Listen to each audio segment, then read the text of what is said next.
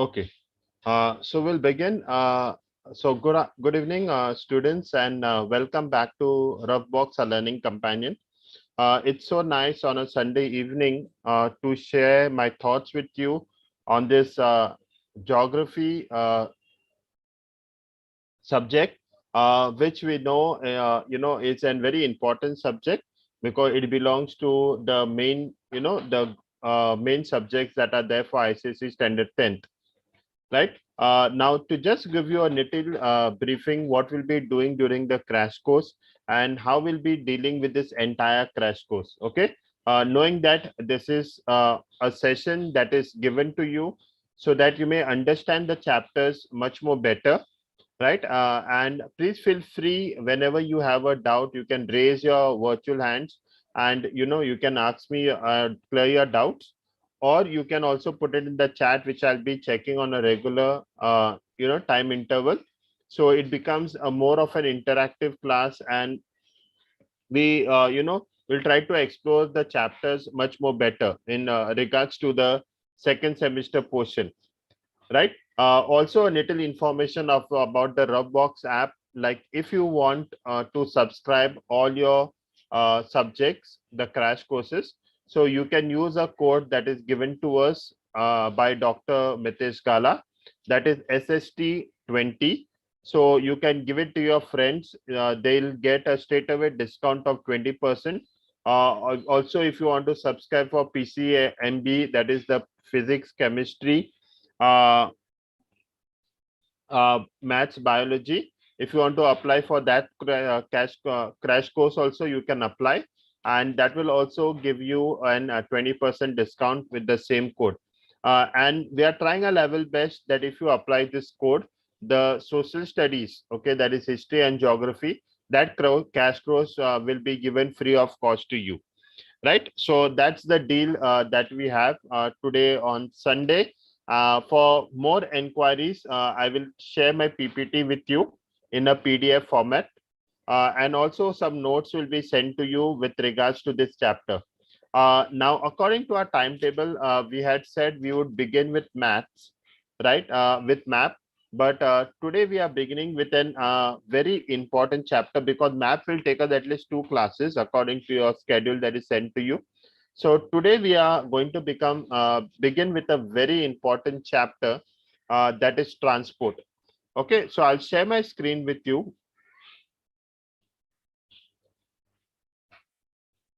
Right now, if you can see my screen over here, right? Is my screen visible to you all, students? Yes, sir. Yeah. So if you see the screen over here, right? Here you see this chapter transport. Okay. Now this chapter comes for a weightage of 10 marks. Okay. It's a standalone chapter which comes for a weightage of 10 marks. So if you see your entire paper, okay, the paper format which is sent to us by the council, right? I will share that also with you on the screen over here. Now this is your question number 5. Okay, in question number 5,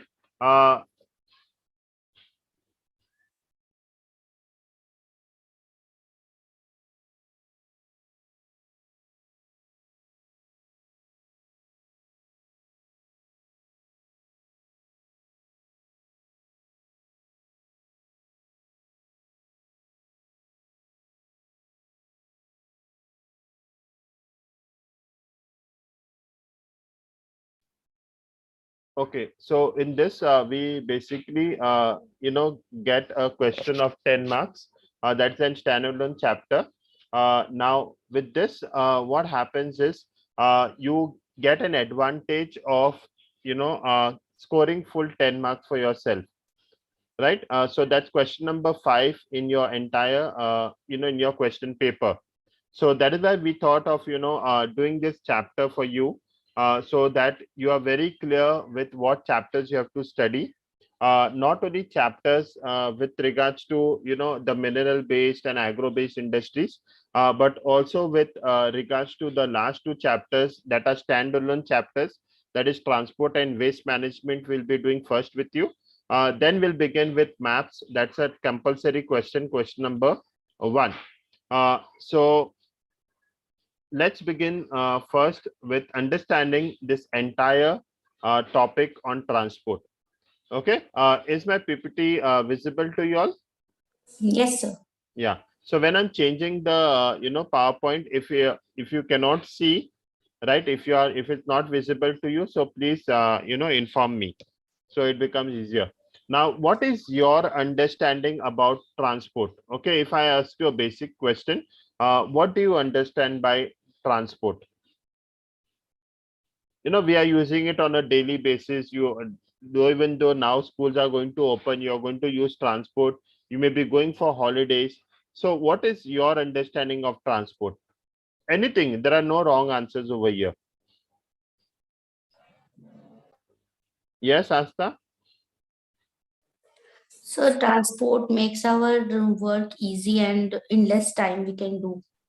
Okay, so transport makes our work easy, and in less time we can accomplish more Yes, sir. in means of commuting somewhere or going to some places. Yes. Anyone else that need to you feel you can answer this question? What is your understanding? All are traveling, right? In the past 2 years we were not traveling so much as usually we would do, but now we all are traveling, somewhere or the other for our holidays. In another 2 months time we'll be going for a summer vacation.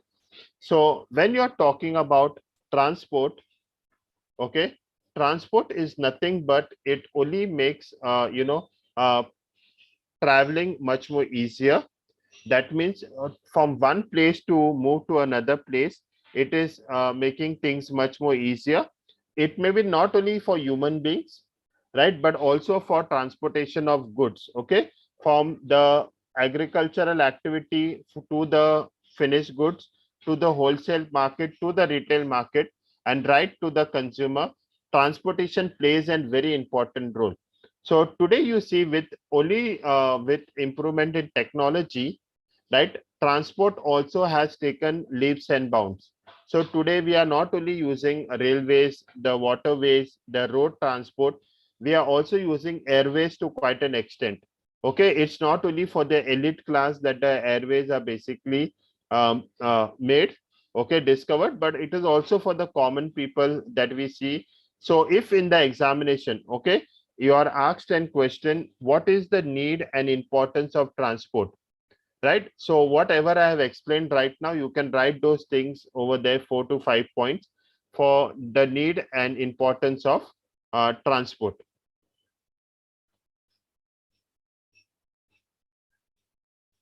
Okay, so there are is this next slide visible to you all, means of transport? Yes, sir. Okay, then it's working fine. Thank you so much.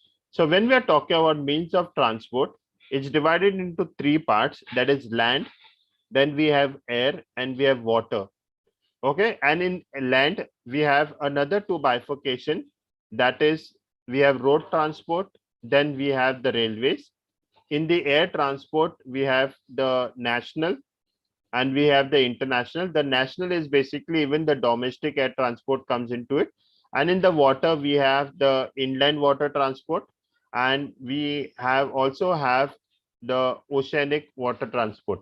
Now with regards to your transport chapter, there are a lot of cancellations. So over a period of time, if you can keep your textbooks close by to you, so I will also tell you what are the cancellations, so you can basically go on with that also. So here you see importance of transport. Transportation helps in better utilization of the resources, especially from the backward areas, by linking them with more advanced areas. For example, if a village, okay, a village is producing a lot of sugarcane. Now this sugarcane cannot be basically bought to the to the market. So transportation will basically help the sugarcane to come to the industrial areas, and from the industrial area, whatever finished products like the sugar or the jaggery, that is basically given to the uh, other to the consumers or the retailers or the wholesalers. So it also helps in the process of industrialization, urbanization. So today you see a lot of industries have come up, okay, even in remote places, because of transportation.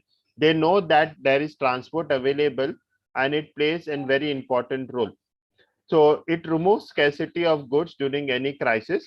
So for example, if in the recent past we have seen the rates of vegetables just going high. Okay, if you see today also the cost of onions are basically 50 rupees or maybe 60 rupees, or even tomatoes are basically 50 rupees that are costing in the market. So it basically acts as a chain between the consumers, the retailers, the wholesalers, and at last the agricultural activities, all those are conducted. So even if a commodity is less in the market, transportation will basically cover that up. Now, it also helps in minimizing the effects and natural disasters. It brings in, a kind of uniformity and national integration in thoughts and cultures through easy movement of people, bringing them in contact with one another. For example, if you are traveling through, traveling by train, right, to a far distance for your holidays, for your summer vacation, you'll meet people of different culture, you'll meet people of different, uh, thinking, or different religion, or maybe from a different background, and we start sharing our knowledge with them. So transport also helps us to increase our, broaden our horizons, so that we can, also meet people of other, culture. Now when we are talking about roadways, okay, this entire transport is also divided into national highways, state highways, major district road, and the other roads. So in roadways we are talking about different categories, so like the national highways, the state highways, the major district roads, rural and other roads. So all these are basically very important for us. If you're moving to another state, then basically we use the national highways. If you are moving internal, okay, then we may use, the district roads, or even if you go to a village, we may use the rural roads. Okay, then also we have the BRO, that is the border road organization. So if you are going to an military area, so those roads are basically, handled by the central government. Now when we are talking about roadways, till today, even we are, developing day by day in technology and in other fields, still 40% of the villages in India are still not connected, okay, with each other. Forget about get connected to the cities, they are not connected within the villages also. So especially these roads are not basically made up, and that is why it they people find it very difficult to commute during the monsoon season, because they are not basically those pakka roads. Okay, like if we have studied in the first semester the motorable roads, right, in your survey maps, right, now those roads are basically only motorable during the uh, other times. During the rainy seasons they are not basically used, because they get a little murky. Now, the first highway is the national highway, right? Now, this highway are basically constructed and also maintained by central government. Okay, they are maintained and constructed by the central government, and that is why they are known as national highways. They connect different states. Okay, and they are basically running throughout the country. Okay, so they are basically, from one country to one state to another state, to different tourist centers, to different state capitals, and all for the import and export of different goods. Now they also facilitate interstate transport, like if you want to travel from one state to another, movement of defense personnel. So mostly if people are, traveling from one place to another, right, because of defense, so then this national highways are used. Now the designated sign, okay, suppose if you have to use for a sign for a national highway, it is used as NH48 or NH47. These are the national highway numbers that are used. So if you see a denoted stone on the road showing NH48, that means it is national highway number 48, right? Now the traffic on this highway, initially when it was built, was not so much, but today everyone has their own personal vehicles, right? So they are basically traveling. So the transportation on these roads are also sometimes congested because of the vehicles, and sometimes they are much more, free because of sometime industrialization that is happening in different places. Now, this entire project about the national highway is taken care by the National Highway Authority of India, which was constituted in the year 1988. So if you are asked about the important features, okay, the important features of national highway, I have given you a few pointers over here. So you can write this. The PPT will be shared with you later on, okay? So nothing to worry about it. Now, this is also basically for the development and maintenance of national highway. These are taken up by the National Highway Development Project. So I will also explain to you how this National Highway Development Project takes up different projects. That means the connectivity between different places is made much more easier, right? So the National Highway Authority is also responsible for providing road connectivity between important ports so that the import and export of goods are much more easier, and also transportation of goods from the producers end to the consumer end become much more easier. Now there are different factors that are also there, okay, that besides in National Highway Authority of India, there is also State Public Work Department. Now, sometimes in different states, this PWDs that are there, which take care of, the maintenance of the road within the villages or even in the states, okay, on the national highways. Then we also have the BROs, that is the Border Road Organization, that carry out the maintenance, especially on the borders, okay, of the different states, so that defense material can easily be transported, and these roads are maintained by them. Now there are two major projects that are still going on, okay, they're still under construction, and from your examination of point of view, students, these two questions are very important, okay, about the golden quadrilateral project and the north south east west corridor. You will surely get a question. One of these two questions surely will be coming for your examination. If you want, you can make a note of it. So it is a very important question. Now, what is this golden quadrilateral? This golden quadrilateral is basically, we are talking about this red portion that is shown to us over here. So the way from Delhi to Kolkata, Kolkata to Chennai, Chennai to Mumbai, and Mumbai back to Delhi, right? So this entire project, okay, this entire project which connects most of the metropolitan cities like Delhi, Agra, Varanasi, then Kolkata, then we have the entire coastal line that is connected right up till Chennai. From Chennai, we move on to basically Mumbai on the western coast, and then we also move to Delhi in the northern side. So you see, right from the northern side to the south, east, west, okay, all these places, main cities, are basically connected by the golden quadrilateral. Now the second one is basically the east west and the north south corridor. So if you see the legend over there, okay, the green color line, it shows right from Srinagar to Kanyakumari. So right from the northern side of India till the southern part of India, and on the eastern side we have Porbandar and Silchar, that is the east-west corridor. So we'll discuss about this a little more with regards to what is the main features of this east-west corridors and the north-south corridors. Also, we will see how this golden quadrilateral is very much beneficial. So if you see, it is the largest express highway in India.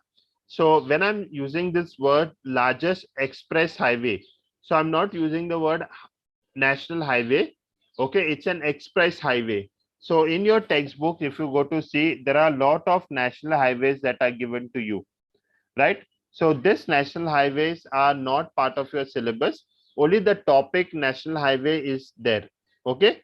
We'll also discuss about the express highways that are there. but that is also not part of your syllabus, so you can cancel those portion also. Okay, the express highway. So now what does this golden quadrilateral basically does? Now it connects four largest metropolitan cities, that is Delhi, Mumbai, Kolkata, Chennai, and thus form an quadrilateral of sort. That means Bengaluru, Pune, Ahmedabad, Surat also served by this network. So if you see major cities which are there, okay, which have a lot of contribution to the economic development of the country, are connected by this 4 or 6 lane express highway. Some of its work is still going on, but it's a major project that is taken by the National Highway Authority of India. Now, what are the economic benefits? Okay, as I told you that this major cities basically provide a lot of economic development to the country. It connects major cities and ports. It is an impetus to, that means it gives vital importance to truck transport throughout India. It enables the industrial growth of small towns which it passes through. So it is, as we said, road transport also helps to connect, okay, different places where transportation cannot is not much developed. Now here what we see, it provides vast opportunity for transport of agricultural produce from the hinterlands, that is from the villages to the major cities, and ports for export. Okay, so even those products can be exported. Now if you see over here, this is basically the bypass road in Chennai. Okay, a very sophisticated one, right? And it serves a lot of purpose for the entire uh, city. Coming to the north, south, east, west corridor. Okay, as I told you earlier, this is also a very important question. You can be asked for an 1 mark or 2 marks question in your board exam. So please do not miss out on this golden quadrilateral and the north, south, east, west corridor. Right. So this is the largest ongoing highway project in India. Right. So pay attention when I say express highway, it's the golden quadrilateral.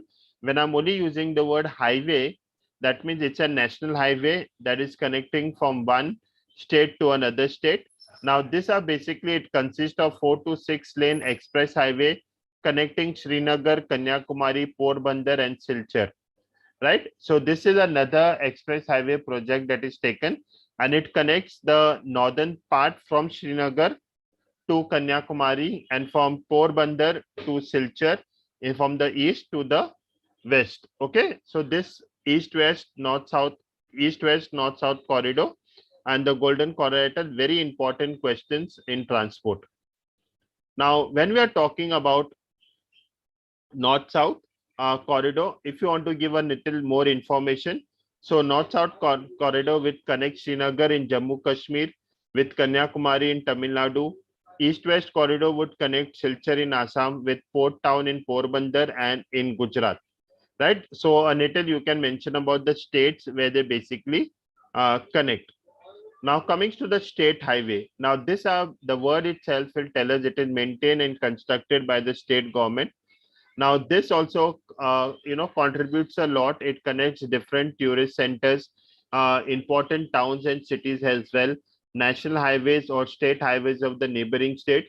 All this is basically done by the state highway. Now coming to the district road. Okay, now when we are talking about district road, we are basically more concerned about agricultural goods and the products that are brought from the villages brought to the town. So they also connect small towns with one another with state highways and national highways. It connects taluka headquarters, rural areas to district headquarters within the state. So different states will have different district roads, which will basically help them to move from one place to another. Then we have the rural roads. Okay, as I told you earlier, most of our villages in our country are not basically connected by road transport because the roads are not very developed. So only a few substantial portion of the villages are connected. That too, there is a lot of development that is still taking place. So this road constitute about 80% of the total road length in the country. And initially these roads, as I told you, they were sandy roads. Now they are made of tar, and that is why they are basically motorable not only in the rainy season but also in the other times of the year. So they are basically made to provide a vital link. Vital link means an important link, moving from agricultural produce to the finished produce. Like for example, if sugarcane, right? Sugarcane has to be bought to the sugar industry within 24 hours. That is why these roads have been developed. So the farmer also, gains a lot of advantage from it, and also transportation is much more faster. So it is basically from the producing center also to the marketing center, so that the produced goods, finished goods may reach the consumers. Lastly is the BRO, that is the Border Road Organization. Now, this is basically, if you see, it's only in the northern side, northeastern boundary of India, especially in the northern side where we have the Himalayas and all those high ranges, the Karakoram range, right, the Hindu Kush range. Now, this helps basically for transportation of defense goods, not only for that, but also for the people, who are staying in the mountainous region. So the border road basically is taken care by the central government because it is in charge of the defense, and it is also an help to the people who are staying in Himachal Pradesh, even in Kashmir. So all these are basically roads that are connecting the hilly region. Apart from this, also the BRO takes the maintenance of the roads that are there, snow clearance if there is any snow that is hampering the transport, construction of airfields, building permanent bridges. All this comes under the border road organization. Okay, so we have studied about the state highways, the express highways, the district roads, the rural roads, and lastly the BRO. Now, if you see, there are some characteristics of an express highway. So now when we are talking about the express highway, we are also talking about the road that connect the Mumbai Pune Express Highway, right? We have the Mumbai Ahmedabad Gujarat Express Highway. So controlled access, limited entry and exit. So it's basically one stretch of drive that you can have. So there are no entries. Okay, there are no entries from any point on the highway. So it is one stretch of line. High speed limit up to 65 kilometers. Now they sometime they allow you to go right up till 80, divided by a barrier or a median. That means there is a barrier between the both the lanes. So mostly it is a 3-lane area, and consisting of the coming and going through and fro. It is in 6-lane huge strip of road. Okay, only for motorized vehicle have a low frequency of collision but a high injury rate of high speed. So if the people are basically moving at a very high speed, there are also chances there can be huge accidents and huge losses being taking place. Now what is the difference? Okay, let me explain you the difference between the national high between the highway and an express highway. Okay, so since we know what is national highway, we have studied about the express highways. Now, national highways are great roads that connect every major cities of India, another backbone of the road infrastructure. They can have 2 lanes, 4 lanes, or more than that also. They are built by charcoal, but few are built with cement or concrete. Okay, today most of the highways are basically built with cement and concrete. What is an express highway? Okay, expressway are highways with 6 to 8 lane controlled access. That means you will not basically have many exit or entries. You will have a service lane that will be there, but you will not have many entries or exit. With modern features like access ramps, grade, separation lane dividers, and elevation sectors. So all these are basically highways that are given to us, that are express highway and the national highway. So this is basically the longest highway that we have. That is right from, we can talk about Porbandar, then crossing Varanasi and all those places, and then reaching to Silchar on the other side. Okay. And we also have the other express. This is the express highway that we can see. So you cannot see any entry exit. This is a highway. Okay. The on the right hand side, if you see the highway, that is only 2 lane, and you also will basically have an exit that is there. Even here you can see an exit. So there will be an entry and exit at regular intervals. But in the express highway, there are no exits.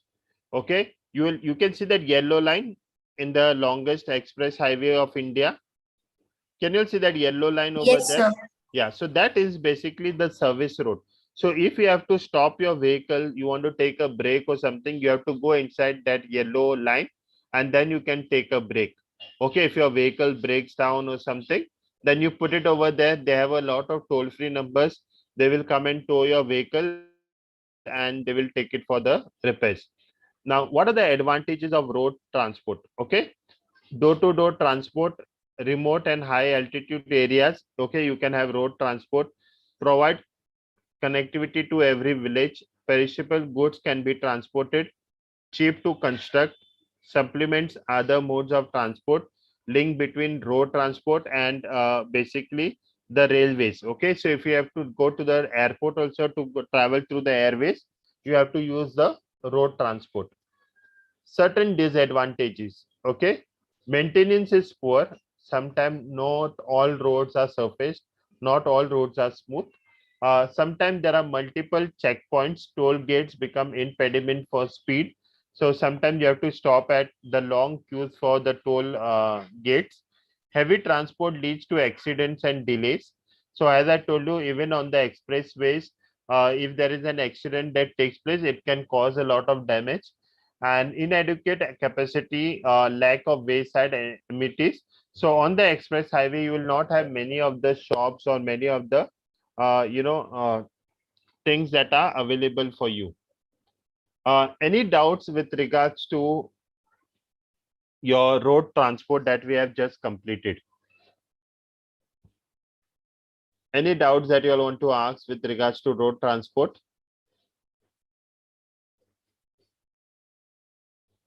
Yes, sir. I had a doubt. Yes. So in hilly areas, there are only one-way roads, right? Yeah, so mostly there are one-way roads, means there is only one strip of road which is used for going and coming. So they don't have like highways, they don't have, express highways, right? It Yes, can sir. connect the states but not the interior regions. Yeah. Okay, so some important questions, as I told you, if you want you can take them down. As I told you, uh, two disadvantages of roadways. Okay, they can ask you two disadvantages or two advantages of roadways. They can ask you about the golden quadrilateral. They can ask you about the north south east west corridor. So these are 4 to 5 questions with regards to roadways. They can also ask you, I'll tell you at the end of the chapter how they can ask you cross questioning, right? And how to basically study this entire chapter, right? So should I move ahead with railways? Yeah. Okay, good. Now, when we are talking about railways, railways also plays a very important role. Okay, so it's not only roadways that is, taking all the credit, but also railways plays a very important role, because if you have to travel to, far off distances, it is not always easier to travel by road. So today, railway also, helps us to visit different places. Okay, different places. If you're going for a pilgrimage, if you're going for business, right, and you want to, you don't have a very high budget, but you can, you need to travel, then railways basically plays a very important role. So it is not only for internal in the cities, but also it is basically for different states. Okay, for long distances. Okay, for a journey of 2 or 3 days also. So those also play a very important role. Now, railways have different zones, okay? Like we have the northern zone, we have the northeastern zone, then we have the northeastern frontier zone, then we have the central railway, the south central railway, then we have the southern railway. So all these are basically divided into different zones. So today, if you see, there are approximately 17 zones, okay? There are 17 zones that the railways basically have. Now, when we are talking about this railways, there are a lot of advantages that are there in the railway. So it facilitates easy movement of bulky goods. A lot of perishable goods can be, transported because of railway. For example, fruits, right? If you travel by roadways, it would take a 2 or 3 days. But if you travel by railway, it would take a 1 day's time to transport material from the production units and finished goods to market. Okay, as I told you, railway also picks up goods from the producers, and then it is given to the consumers. Bought villages closures and helped in transfer of new ideas. So a lot of new things also have been bought up because of the transportation of railways. Helps in reducing suffering during natural calamities. So when there is a flood taking place, okay, so not always roadways or a landslide that takes place in certain highways, right? So then railways come to their aid for basically traveling. Acts as an integrating force. So what we are trying to say, acts as an integrating force, that means it tries to bring all the things together. So sometime, with railways, also roadways like trucks, big cars, transportation is basically, done through railways. Okay, you all must have seen many times how trucks are basically clipped up on the railways, and they're transported from place to place. Then also it provides comfortable, it's a very comfortable journey and facilitates movement, defense of troops and equipments, right? So people may be also traveling with different purposes. There are certain disadvantages. uh, Sometimes because of hilly region, there is lacks of flexibility of routes. So sometimes if the regions are not very much basically, flat and railway lines cannot be placed, so that is why there is no flexibility of basically these routes. Travel can be very long and tedious. Railway tracks cannot be laid everywhere.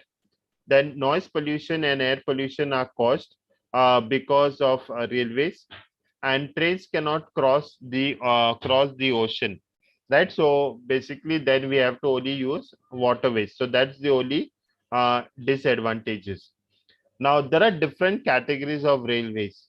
Okay, now this all depends upon the tracks that are placed. So now when we are talking about the broad gauge, that is 1.6 meters to 70 degree 70% is covered.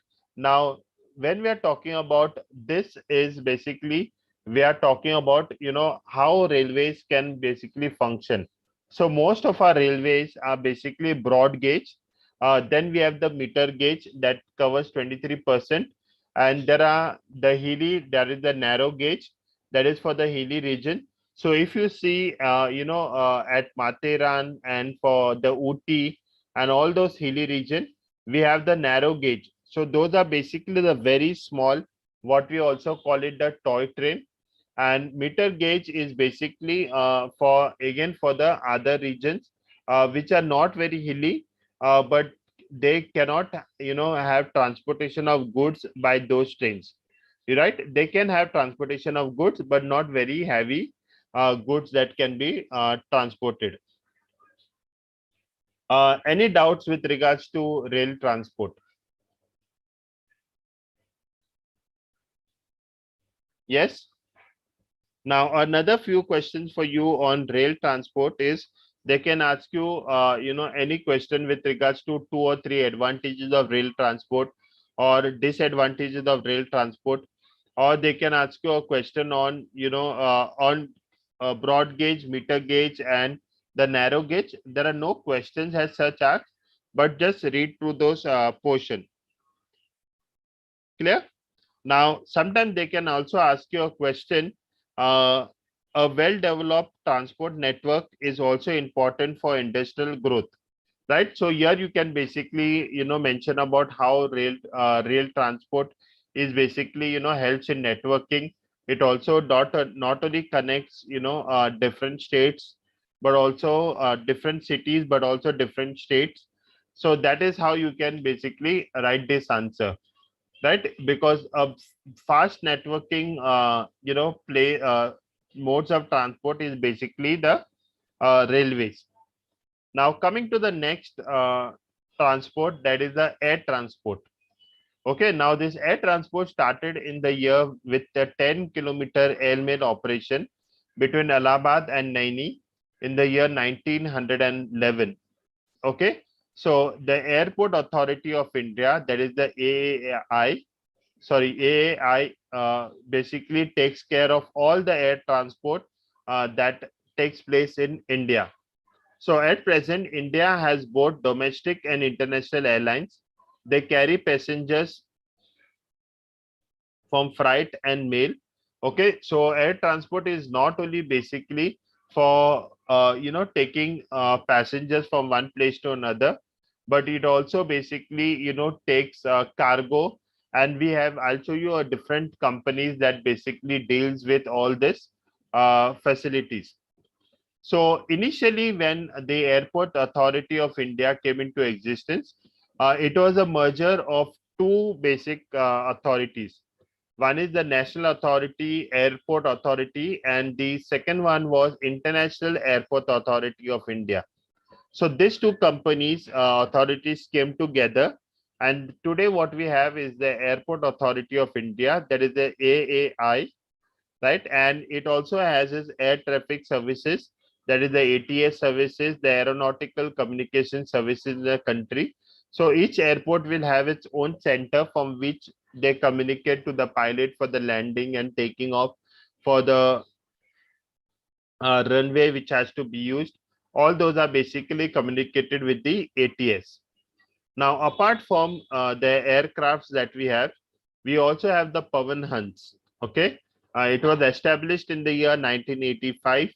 It also serves as an. It also gives services to the oil field sectors that we have.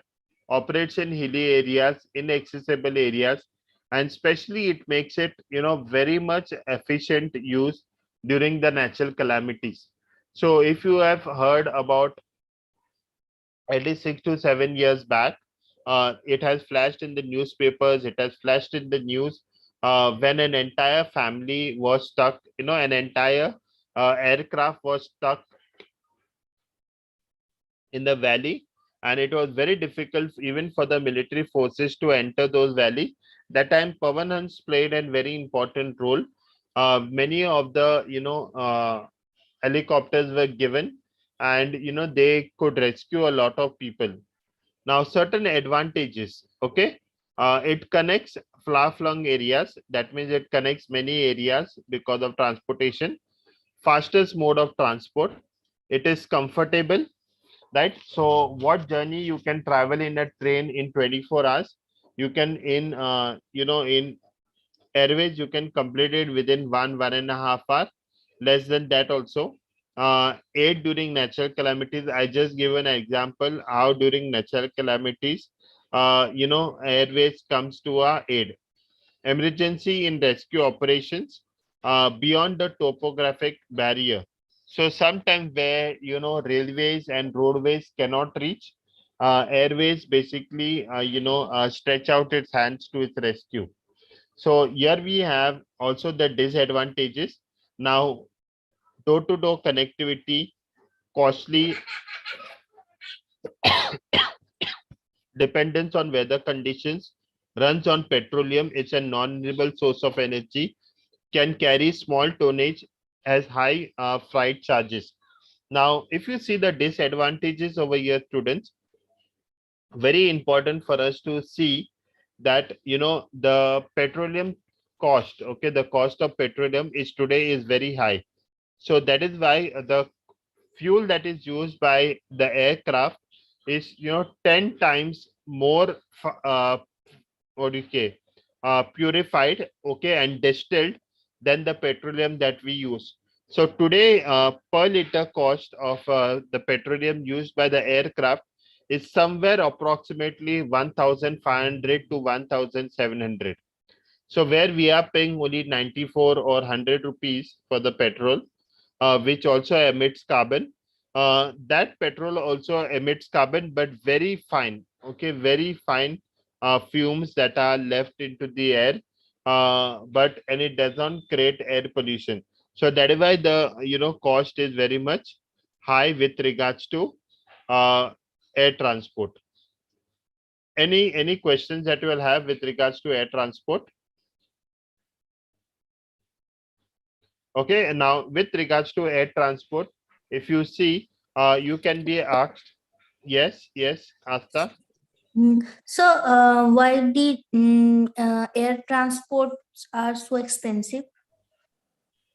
pardon me. So, why air transports are so expensive? Yeah, first is basically because they run on petrol, right? Yeah. Secondly, also they have to, there are a lot of other charges that are there, right? So if you see Yes, over sir. here, yeah, so if you see, it is costly. It also depends upon weather condition. It has a very high freight charges, okay? So Yeah. when you think it, you are not only paying for your travel, but you are also paying for the the baggage that you are taking, right? So Yes, you are sir. having a very limited baggage, whereas in the railways you can even take 50 kgs with you, Yeah. right? But here you can take only 15 kgs, so it is very limited, so it is much more costlier. Whereas if you travel, for example, if you are traveling from Mumbai to Goa, right, you are going to pay 2,000 rupees for your flight ticket. Okay, that's the minimum that I'm talking. But if you go in a railway, even if you go in a 2 AC or 3 AC, right, I'm not talking about the first AC, but 2 AC or 3 AC, which is as good as the first AC, you're only spending 500 or 600 rupees. So there you are paying 4 times the cost, okay, but you're Yeah. saving on time. But here you are basically losing on time, but the journey is much more comfortable. So that is why air transport is very much costly. Now you can be asked a question, uh, why nearly 70% of the Indians do not use air transport. Okay, why do most of the Indians do not use air transport? First, because it is costly. Okay, as I just explained to you. Secondly, it is basically there's no door-to-door connectivity. Third, it is it has very high freight charges, right? And also there is a risk level that is there. Okay, there's a risk level that is uh, you know attached to it. Not that it is not attached to the other means of transport, but with the air transport, sometimes because of weather conditions and everything, there are very less chances of getting saved, or survival is very much less. Now coming to the last means of transport, that is the water transport. Okay, now this means of transport is endowed with an extra network of waterways. That means we have the rivers, canals, the backwaters, the creek, the coastal lines through seas and oceans. Those are basically all the water transport. So where basically ships and boats can travel, and it can help in transportation of goods, transportation of people from one place to another. Now, water transport can be divided into two categories. One is the inland waterways, and the second is the oceanic waterways. So, when we are talking about the inland waterways, it is basically only within the state. Okay, I say within the state. That means the Ministry of Shipping, that is the central government of a particular state, will take care of it. Okay, so this waterways should be free of waterfall. There should be no waterfall anywhere in it, and they should not have rapids. Okay, rapids, they should not have too much of turbulence in the water. Rapids, too much of obstruction in the water, or basically when we come down from a steep slope, that portion which is there underneath, that are also basically known as rapids. So these are basically inland waterways. Now, inland waterways is very much used in India. So if you go to the coastal lines of Kerala, Tamil Nadu, all those places, Goa, there we have a lot of inland waterways. Now, even in Goa and Kerala, they have this, houseboats that are there, which are used basically, for staying. So all those are basically inland waterways. This inland waterways is also used for agricultural purpose. Okay, it's also used for agricultural purpose at a very great extent. Now, if you see the lines that are there over here, okay, in blue, so we have the river Ganga over here, then river Brahmaputra, then we have the river Mahanadi, Godavari, then here we have the near Tamil Nadu, we have the coastal region over here. So all those Puducherry, the North Syracuse, all these are coastal regions which are using the inland waterways. So here you see Narmada, Tapi, Krishna, Godavari, Mahanadi, Brahmaputra. Then all these are basically the important inland ways that we are presently using. Now, this entire project, as I told you, is taken care by the central government, and there's an entire authority, that is the Inland Waterways Authority of India, who is in charge of serving the economy. New projects, administration, and regulations are taken care of. The second one is the oceanic waterways. Now, in the oceanic waterways, is basically we are talking about 12 different ports and 187 notified minor and intermediate ports, right? Now, all these are basically done. So it basically helps people to, communicate to do the import and export. So we have the Gulf of Khambat, Gulf of, Kutch.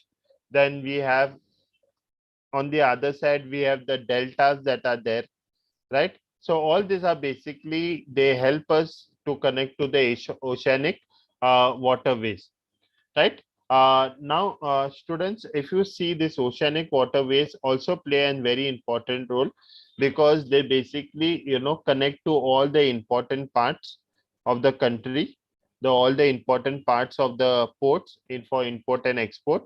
And here we come to the last part that is there, that is the advantages of waterways, right? It can carry, as railways can carry bulky goods, even waterways can carry bulky goods. It is efficient, fuel efficient, then eco-friendly, it doesn't create much pollution. Travel by ship, okay, cruise liners is comfortable, not only in the country, even abroad. And it is the cheapest means of transport, and it follows a particular route. Okay, so if a ship is following a particular route, there is no other ship in that particular route to create traffic. Then certain disadvantages, okay, it is time consuming, causes sea sickness those who cannot travel through it, limited navigable water body, and last, it depends upon weather conditions, right? It is similar to the airway transport. Now, very important question, okay, a very important question which can be asked to you in your examination: difference between roadways and railways. Okay, very important with regards to services, cost, connectivity, and time. Keep these four important points in mind that you can develop your answer. So roadways, as I told you, advantages, and railways, you can write the advantages with regards to services. Roadways is much cheaper than railways, right? Sorry, railways are much cheaper than roadways. So one of the cheapest means of transportation is basically railways. Then connectivity, roadways are much more higher in connectivity, because railways cannot give you door-to-door services. And from time, it is basically railway takes less time than roadways, since it is the fastest means of transport. Then we say airways and waterways. These are also basically the advantages: fastest among all means, more comfortable, time saving, and economical. slowest among all modes of transport, minimum energy to howl units, possible between ports on the sea, and also it is economical, right? So with this, students, we come to the end of this chapter on transport. Uh, Now, once again, reminding you, students, with regards to all your courses, your crash courses for all the subjects, remember about the code that is supplied to you, SST 20. So if you want the social studies course to be free of cost, you can, use this code. And for the other students who are already subscribed for geography and history, thank you so much for being there. You will be given the notes on the Roughbox app. Booklet will be given to you for the chapter. Also, the PDF of this PowerPoint will be given to you. The recorded version of this class will also be given to you. If you want to make the social studies, course free for you, then you can also apply for the PCMB course and use that code SST20, which can, give you a straight away 20% discount, and your social studies course can also be made free of cost, right? And please do let us know the feedback about this class, either through your messages on Dropbox. And once again, thank you for being there. We'll meet next Sunday once again at 4 o'clock for this class, where we will continue with the chapter on waste management, or we may also do math, depending, uh, with the schools that are starting offline now, right? So continue studying, give your best, a very easy chapter of transportation for 10 marks. So before I end, I would like to give you all some tips about this chapter. How do you go about this chapter? Now, a lot of cross questioning can be asked to you. For example, okay, you're giving a subjective paper this year, right? Semester 2. So there are question answers. You don't have MCQs in geography, right? Now, very simple. Suppose if I ask you a very simple question, what are the advantages of air transport? Yes, anyone would like to answer this? Advantages of air transport?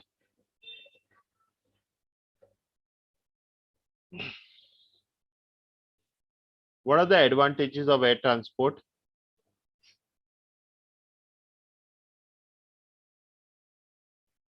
Yes, students? Okay, if you are not able to answer the advantage of air transport, and if you remember the disadvantages of road transport or the disadvantages of water transport, just write the opposite of it for the advantages of air transport. For example, if I say, give me one disadvantages of road transport, that basically it is, it is an expensive means of transport, okay, and it takes a long number of hours to travel. So when you say long number of hours to travel, here it takes just the opposite will be the advantage of the air transport. So it takes less number of hours to travel. Here it is basically, it is, it doesn't require a lot of money. The opposite, here it is, the freight charges are very much costlier. So it's just the opposite that you have to write. One advantages of certain thing become disadvantages of the other means of transport. They can ask you sometime questions like why air transport is much costlier than road transport. Okay, so all different types of comparison questions that would be asked to you. So all the best, keep studying, and make the best use of this app, Rubbox, our learning companion, so you can, come out of your semester 2 with flying colors. Yeah. So take care, and have a nice Sunday evening. Yeah. Excuse me, sir. Yes, Asta. So ports are not there in the. No, ports are not there. Sports are cancelled. Yeah, sports are cancelled. Thank you, sir. Yes. Any other doubts that you'll have?